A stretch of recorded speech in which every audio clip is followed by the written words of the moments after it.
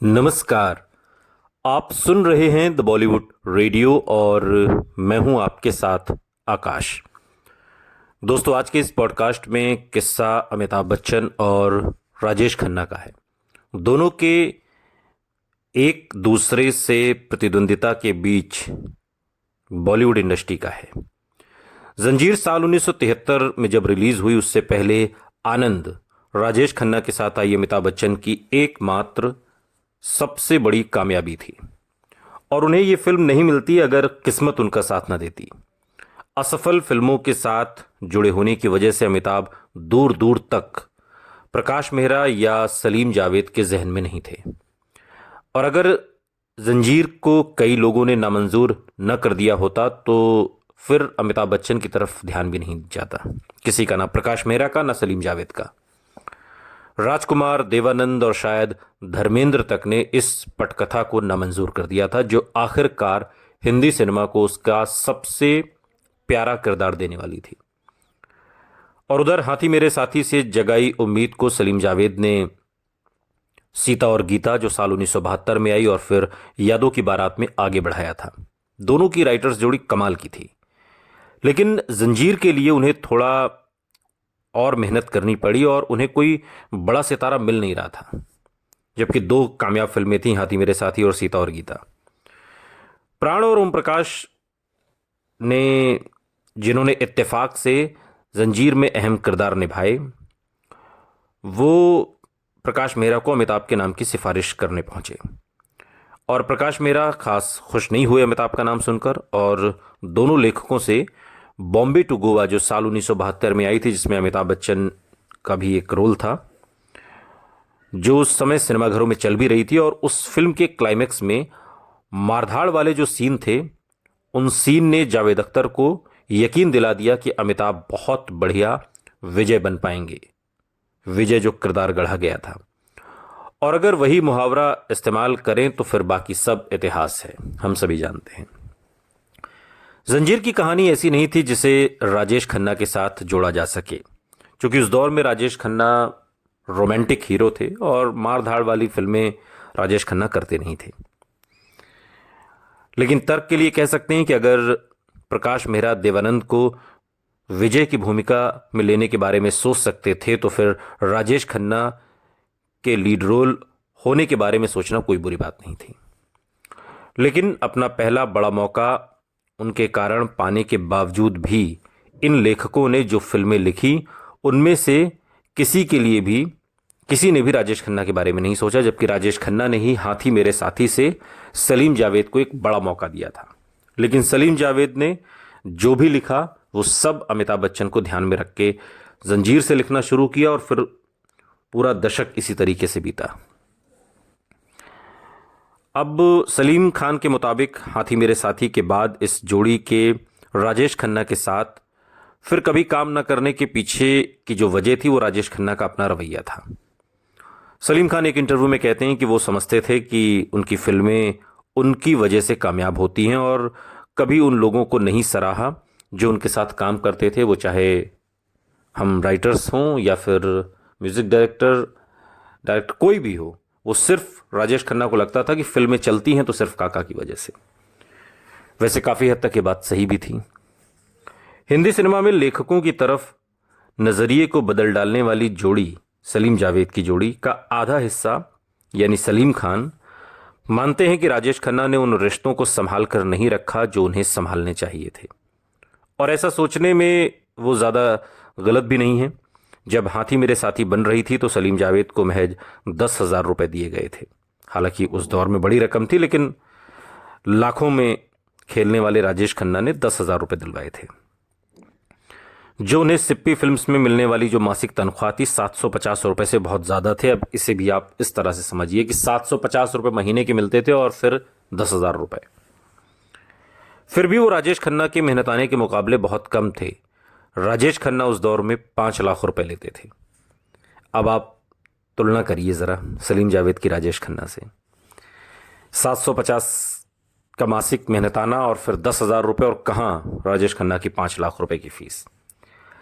सलीम खान का मानना है कि राजेश खन्ना के तथाकथित बादशाही अंदाज के बावजूद राजेश खन्ना वहाँ बड़ा दिल नहीं दिखाते थे जहाँ ज़रूरी होता था। वो कहते हैं कि हमें उनसे उस तरह की मदद नहीं मिली, इसलिए हमने सोचा कि हम किसी और का साथ देंगे। सलीम खान कहते हैं। यहाँ पर सलीम खान का इशारा मेहनताने को लेकर के था कि राजेश खन्ना चाहते तो हमें भी लाखों रुपए मिल सकते थे, लाख ना सही तो 50-50 हज़ार तो मुझे और जावेद साहब को मिलते। राजेश खन्ना की परेशान इंस्पेक्टर विजय के रूप में कल्पना कर पाना मुश्किल है, जो अमिताभ बच्चन ने जंजीर में निभाया, जो अंततः कानून को अपने हाथ में ले लेता है, लेकिन उसके लिए अमिताभ बच्चन का लिया जाना उनके करियर का एक नया मोड़ साबित हुआ, जिसकी वजह से वो एंग्री यंग मैन का अवतार बन पाए, जो जंजीर के बाद सलीम जावेद की हर पटकथा में सेंटर पॉइंट होता था। और आप अक्सर अपनी किस्मत को उसी रास्ते पर मिलते हैं जो आप उससे बचने के लिए अपनाते हैं। जब तक राजेश खन्ना और अमिताभ बच्चन दूसरी फिल्म के लिए एक साथ आए, बहुत कुछ बदल चुका था। हालांकि राजेश खन्ना अभी भी काफ़ी बड़े सितारे थे। नमक हराम में वो उतने आत्मविश्वास से भरे हुए नहीं थे जितने आनंद में थे। राजेश खन्ना की हैसियत बदल जाने से ज़्यादा अमिताभ बच्चन की हैसियत में बदलाव के कारण ये फ़र्क आया था। वो अब वो अछूत नहीं रह गए थे जो हुआ करते थे, यानी कि एक तरीके से कद नहीं था कोई राजेश खन्ना के सामने अमिताभ बच्चन का, और काफ़ी हद तक वो छुपे रुस्तम की तरह उभरे थे। राजेश खन्ना नमक हराम में अब से अहम हस्ती बनकर शामिल हुए थे जब फिल्म बननी शुरुआत हुई थी ऋषिकेश मुखर्जी की, लेकिन जब तक फिल्म दर्शकों तक पहुंची, यानी कि फिल्म जब कंप्लीट होकर सिनेमाघरों में लगी, तब तक राजेश खन्ना हवा के नए रुख को पहचान चुके थे कि वक्त अब अमिताभ बच्चन का आ गया है। और जब राजेश खन्ना ने नमक हराम उन्हें पेश की गई थी तो उन्हें बिगड़े दिल विकी की भूमिका करनी थी, यानी जो किरदार नमक हराम में अमिताभ बच्चन ने निभाया है। लेकिन उन्होंने सोमू का किरदार चुना, ईमानदार गरीब आदमी, क्योंकि अंत में वही मरता है। सफ़र आनंद की सफलता के बाद राजेश खन्ना में पर्दे पर अपनी मृत्यु कामयाबी की गारंटी होने का एक अंधविश्वास उन्हें फिर से जाग गया था, और उन्होंने उनकी शख्सियत के मुताबिक जो पटकथा थी उसको दोबारा लिखे जाने की फरमाइश भी की। राजेश खन्ना ये मानते थे कि जिस फिल्म में उनका किरदार मरता है वो फिल्म एक अलग ही लेवल पर पहुंचती है, दर्शक उसे हाथों हाथ लेते हैं और बहुत पसंद करते हैं, भावुक होते हैं। और उनके सोमू की भूमिका निभाने के फैसले के कारण उस किरदार की लंबाई बदली गई, जो पहले विकी के तौर पर राजेश खन्ना को ध्यान में रखकर लिखी गई थी। अब उनकी भूमिका न सिर्फ ज़्यादा लंबी थी, बल्कि हर मायने में उसे लेखक का सहारा था। और जहाँ तक डायलॉग्स की बात है, वो काफ़ी असरदार और नाटकीय थे। कई बढ़िया गीत भी उन पर फिल्माए जाने थे, इसलिए राजेश खन्ना को यकीन था कि नतीजा आनंद जैसा ही होगा। नमक हराम के 3 निर्माताओं में से एक जयेंद्र पांडे के बेटे विश्वास पांडे उन दिनों को याद करते हुए कहते हैं कि कैसे राजेश खन्ना को भरोसा था कि वो आसानी से अमिताभ बच्चन को एक बार फिर हरा देंगे, या किसी को भी। और आखिरकार जब फिल्म रिलीज हुई तो नतीजा बिल्कुल मुख्तलिफ था, बिल्कुल अलग था। ज़्यादातर तारीफ अमिताभ बच्चन के हिस्से आई। एंग्री यंग मैन की छवि को पहले पहल गढ़ने वाली फिल्म जंजीर के मुकाबले नमक हराम ने उस छवि को और तराशने का काम किया, जिसे अमिताभ बच्चन ने आगे चलकर दीवार, त्रिशूल, काला पत्थर जैसी फिल्मों में और भी जांचा परखा और उसे ऊंचाइयों पर ले गए। अमिताभ बच्चन का विकी आनंद में उनके भास्कर बनर्जी से बहुत अलग था, और पर्दे के बाहर उनके रुतबे में आए बदलाव ने भी उनकी अदायगी पर इस बात का असर डाला था जो आपको आनंद में डॉक्टर भास्कर बनर्जी के किरदार में नहीं दिखेगी। जहां आनंद का भास्कर आनंद का दोस्त बन जाता है, जो किरदार निभाने वाले अदाकार की तरह उसके रौब में रहता है, वहीं नमक हराम में विकी और सोमू एक दूसरे के बराबर हैं, जिससे उनकी दोस्ती भी फर्क हो गई। और वैसे भी जाहिर था कि राजेश खन्ना पहले ही चकरा देने वाली ऊंचाइयों को छू चुके थे, इसलिए अब बहुत बढ़िया अदाकारी भी उनके लिए कुछ ज़्यादा महत्व नहीं रखती थी। लेकिन अमिताभ बच्चन के लिए यह सिर्फ शुरुआत थी, और आनंद के अंत में जब दर्शकों ने राजेश खन्ना को मरते हुए देखा तो उन्हें किसी और की परवाह नहीं थी। लेकिन नमक हराम में राजेश खन्ना की मौत, फिल्मी मौत ने अमिताभ बच्चन को एक नया जीवन दिया। अब आम दर्शकों और आलोचकों दोनों के लिए अगर आनंद राजेश खन्ना के बारे में थी तो नमक हराम खासकर अमिताभ बच्चन के लिए मानकर महसूस की गई आम दर्शकों में। हालांकि दोनों फिल्मों के निर्देशक ऋषिकेश मुखर्जी इसके ठीक उलट थे। ऋषिकेश मुखर्जी वो अकेले हिदायतकार जिनके लिए राजेश खन्ना और अमिताभ बच्चन ने हर एक फिल्म में शानदार अभिनय किया। उनके अनुसार आनंद में अमिताभ बच्चन तारीफ बटोरने वाले थे, जबकि नमक हराम में राजेश खन्ना ज्यादा चमकने वाले थे। और हुआ इसका ठीक उलट। आनंद राजेश खन्ना की फिल्म कही गई और नमक हराम अमिताभ बच्चन की। दोनों फिल्मों में 25 साल बाद, जब ये दोनों फिल्में रिलीज हुई उसके 25 साल बाद ऋषिकेश मुखर्जी ने फिल्म समालोचक नम्रता जोशी के साथ एक इंटरव्यू में कहा कि नमक हराम में अमिताभ बच्चन की भूमिका को आनंद में राजेश खन्ना की भूमिका की तरह लेखकों का पूरा सहयोग हासिल था, इसलिए वो निभानी आसान थी।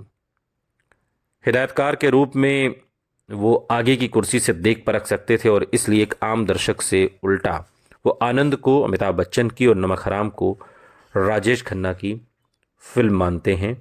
और इस तरीके से उन्होंने इन दोनों फिल्मों का मूल्यांकन किया। लेकिन साल 1973 में राजेश खन्ना और अमिताभ बच्चन दोनों के लिए यह साल ऐतिहासिक रहा। नमक हराम के सुपरस्टार अमिताभ बच्चन के बीच समीकरण अब बदल गए थे और राजेश खन्ना इससे अनजान नहीं थे। वो भी समझ रहे थे कि हवा का रुख बदल रहा है। राजेश खन्ना ने नमक हराम के प्रीमियर पर ऋषिकेश मुखर्जी से कहा कि उनका वक्त खत्म हो गया है और अमिताभ बच्चन नए सुपरस्टार थे। एक कमजोर लम्हे में किसी का जाहिर सी बात कहना समझा जा सकता है, लेकिन श्याम केशवानी जो राजेश खन्ना को उनके शिखर के समय से जानते थे और फिल्म पत्रकार अली पीटर जॉन जो राजेश खन्ना को जीवन भर से जानते थे, उनको ये यकीन करना मुश्किल लगता है कि राजेश खन्ना इतने दरिया दिल भी हो सकते हैं। केशवानी इस ख्याल को ही खारिज करते हैं और कहते हैं कि जिस राजेश खन्ना को वो 7वें दशक के शुरू से जानते हैं, उनके अंदर इतना भी मादा नहीं था कि वो अमिताभ बच्चन के होने भर को कबूलें। उनको अगला सुपरस्टार बुलाना तो छोड़ो। अली पीटर जॉन ने राजेश खन्ना को बार बार अमिताभ बच्चन की बेइज्जती करते देखा था। जब वो बावर्ची के सेट पर जया भादुड़ी से मिलने आते थे और अली पीटर जॉन बताते हैं कि कैसे अमिताभ बच्चन जो अभी ज़्यादा मशहूर नहीं हुए थे और अपनी उस समय की गर्लफ्रेंड जया और असरानी जैसे बाकी दोस्तों के साथ उनकी शूटिंग की जगह पर समय बिताया करते थे। एक बार उन्होंने राजेश खन्ना को अमिताभ बच्चन को ताने मारते देखा, जिन्होंने लगातार अपनी दूरी और धीरज को बनाए रखा। जब राजेश खन्ना ने उन्हें मनहूस कहा तो जया ने तय किया कि अब बहुत हो चुका। वो राजेश खन्ना के सुनने के दायरे तक आईं और ऐलान किया कि एक दिन दुनिया देखेगी कि ये आदमी यानी अमिताभ बच्चन कहाँ होगा और राजेश खन्ना कहाँ होंगे। अब जया के ये पैगंबरी अल्फाज, जया के जुबान पर बैठी सरस्वती सच साबित हुआ। सलीम जावेद की सफलता और अमिताभ बच्चन को उनकी पटकथाओं का मुख्य आधार होने की वजह से जाहिर था कि ये लेखक जोड़ी अमिताभ बच्चन पर बाजी लगाने को तैयार थी और धीरे धीरे अपनी कम होती शोहरत को वापस पाने के लिए राजेश खन्ना को कुछ ज़बरदस्त करना चाहिए था। वो लगातार प्रयास करते रहे, कोशिश करते रहे, लेकिन वक्त अब बदल चुका था। वक्त अमिताभ बच्चन का था। सुनते रहिए द बॉलीवुड रेडियो। सुनता है सारा इंडिया।